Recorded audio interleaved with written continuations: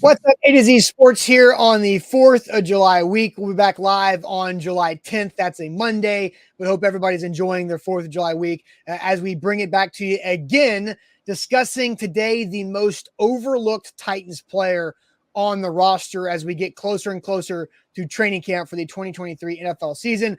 So do want to thank our sponsors before we dive into this topic, the most overlooked Titans player on the roster. But got to thank BetMGM with bonus code ATOZ Sports to get that first bet offer. We get up to $1,000 back in bonus bets if your first bet misses. The Bone and Joint Institute, boneandjointtn.org, the region's destination for comprehensive orthopedic and sports medicine care. Farm Bureau Health Plans, get better with Farm Bureau Health Plans for your coverage at fbhp.com/ATOZ. The Aura app, keeping you safe online, and get a 2-week free trial with our link, aura.com/ATOZ. Krebs Kubota, an elite Kubota dealer with 3 locations across the mid-states in Franklin, Columbia, and Murfreesboro, and Wilson County Hyundai. Make them a part of your next car buying process at wilsoncountyhyundai.com or in Lebanon. Zach, who do you think is the most overlooked Titans player on this roster?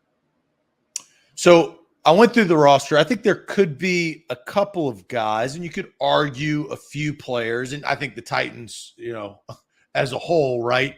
You look at what the team kind of represents and where they are. But I think Rashad Weaver can make the biggest impact without anybody truly knowing who Rashad Weaver is. He's going into his 3rd year. He had 5.5 sacks last year. Mm-hmm. He's shown up, which is key. And he's shown up in times of need. I also think he's getting overshadowed heading into this season by 2 guys, that being Harold Landry. Well, you could even do more than 2 guys, but Harold Landry coming back from the ACL, and then signing Arden Key. Now, Arden Key is a personality, as we know, right? Big. He will sit in there and talk the talk. Can he walk the walk? We'll find out if he can walk the walk. The opposite of Harold Landry is Arden Key. In Titans Blue. Now, he doesn't make as much money as Harold Landry, but I feel like Rashad Weaver is sitting here in the grass, and he's that snake in the grass that can come in here and throughout the course of the season, he played in all 16 games last year. Yeah. If he continues the health trend, which in NFL football, you never know what's going to happen. But Weaver, if you go from 5.5 to, 8.5, now you're in a completely different conversation. Now looking at contracts over the next year, because that 4th year will be his contract year. Rashawn Weaver could replace if Harold Landry doesn't perform, that contract's going to be too big. Yeah. There could be some movement. You're always thinking about this as a general manager. So I looked at impact, and not only is he overshadowed by Key and Landry, of course, the big boys up front with Jeffrey Simmons getting the massive deal and what Jeffrey Simmons represents in this league as a defensive tackle, and Danico Autry. All 4 of the guys that I just said are going to be ahead of Rashad Weaver when you have a conversation. So my guy is Rashad Weaver. I think that's good. I think even Tier Tart is going to get more conversation around your buddies. I thought about Tart. I think Tier Tart. Yeah, Tier Tart and Rashad Weaver are very impactful pieces and key pieces for the defense this year. So I do like it. Yeah, your 3rd edge rusher is going to be important because we've talked for years, Zach, ever since Harold Landry became a full-time starter. You can't play this guy 95% of the snaps. Like, stop. And then he got hurt because of the ACL. At least Bud Dupree won't be there to tweak a hip or a hamstring or a knee or whatever, right? That's the thing, is that you need somebody that's going to start a game to be able to finish the game so you don't deplete yourself of your depth in the first quarter like Bud Dupree made you do last year. So I do think Rashad Weaver is a good answer here. I think he's got to get more disciplined with his rush lanes. I think there were times last season, as really his first year, because his rookie year broke his leg in week 1, right? So he was a rookie last year. I think overall he looked pretty good. He made nice plays, but he has to get more disciplined because there were some times, namely against the Chiefs, where Mahomes was able to get a first down on a key 3rd and long with his legs because Rashad Weaver went wide and lost that discipline. But what I will say this is, 3 or 4 years ago, a player who had 5.5 sacks, you're sitting there like, you were only behind Jarrell Casey with like 7 sacks of leading the team. Yeah, you're right. Right? Yeah. So that's why, they've come a long way for a 2nd tier type guy or backup depth player to have that type of impact. And that's why I went with Weaver, is because he can really impact a game. That's why I went with him. So, Zach, I did not go with Rashad Weaver. I did go defense because I don't think with the state of the Titans offense, anybody in the offense can be considered overlooked because the magnifying glass that we're just staring at them with. So I went defense, but I went skill guy. I went Amani Hooker. I think Amani Hooker is a really damn good football player. And I think we kind of forget about he better be. He better be, yeah, because he got paid last summer too. And then he only played 9 games last season because he got injuries twice that had him, kind of missing time here and there. But Amani Hooker, in his 3 years as a starter, has created 9 turnovers. And that's with missing, 7 or 8 games last season. That's missing 4 games or 5 games the year before. So he's creating a lot of turnovers as a ball hawking guy next to Kevin Byard. And I think the great thing about Amani Hooker is he allows he and KB to work together and not have a true forced free safety, strong safety role. Is that Byard can go blitz, Byard can play in the box. You can line Byard up man-to-man on a tight end and let Amani Hooker play center field. And then everything I just said about Byard being in the box, man-to-man on tight ends and blitzing, and let Hooker play center field, you can say the same thing and do Amani Hooker in the box, blitzing, man-to-man, and have KB playing center field to get picks. I think those two guys together are the best safety duo the Titans have had in quite some time. And maybe we can spend more time researching and diving into that.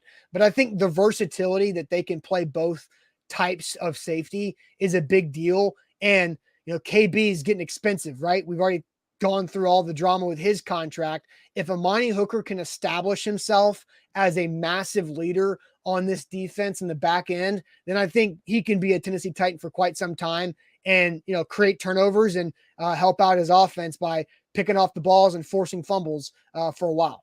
Well, I think what we're both saying is that this year the defense is going to have to carry this football team. DeAndre Hopkins or not, and DeAndre Hopkins will, that whole situation will loom over the next 30 days or so prior to training camp to see where he's going to land.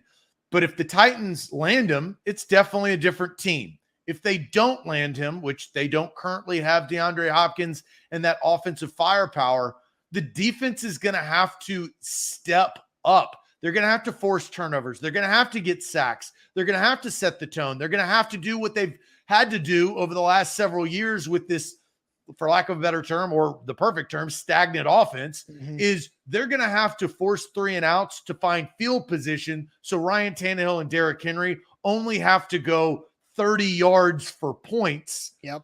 And that's hard to do on a consistent basis through 18 weeks. Yeah. And for Amani Hooker, I agree with you. He's got to stay healthy. You got your paycheck last summer after having a successful rookie contract career.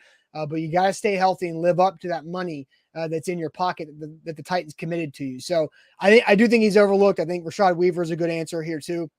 Both those guys could have really nice seasons for the Titans. And I think if they do, then you're thinking this defense is a pretty solid defense across the league. Here, before we get out of here, I'll say one guy that Titans fans, I think in the chat, if you were going through the chat, you would see this name because it's a name that everybody wants to be overlooked.